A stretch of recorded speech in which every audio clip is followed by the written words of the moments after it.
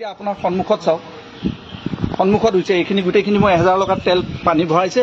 এতিয়া আপোনাৰ সন্মুখত ভৰাওঁতে এইখিনি তেল গোটেই পানী চাওক, আপোনালোকে নিজে চাওক। মই আপোনালোকক মোৰ নতুন গাড়ীখন চিজ কৰি দিলে আজি, নতুন গাড়ীখন চিজ, গোটেই পানী।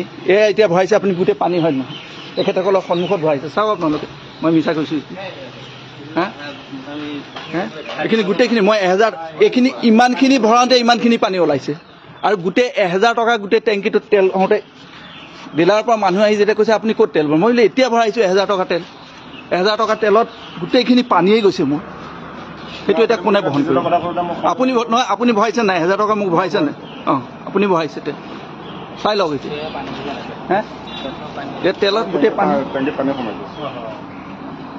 এতিয়া যে মোৰ গাড়ীখন, সেইখন কোনে ৰিক্স ল'ব? মই যেতিয়া আজি এইটো পূৰ্ণ কৰিলোহেঁতেন, মোৰ মিছা প্ৰমাণ হ'লহেঁতেন। এতিয়া আপোনালোকে দেখিছে, সন্মুখত দেখিছে। এতিয়া সেই বটলটো ইমানকণ ভৰাওঁতে ইমানখিনি পানী, ইমানখিনি পানী। এতিয়া ডিপুত আমি কি বিচাৰ কৰিম? চাওক আপুনি, ৰাইজে চাই লওক, গোটেই ৰাইজে দেখিছে, ৰাইজে দেখিছে। চাওক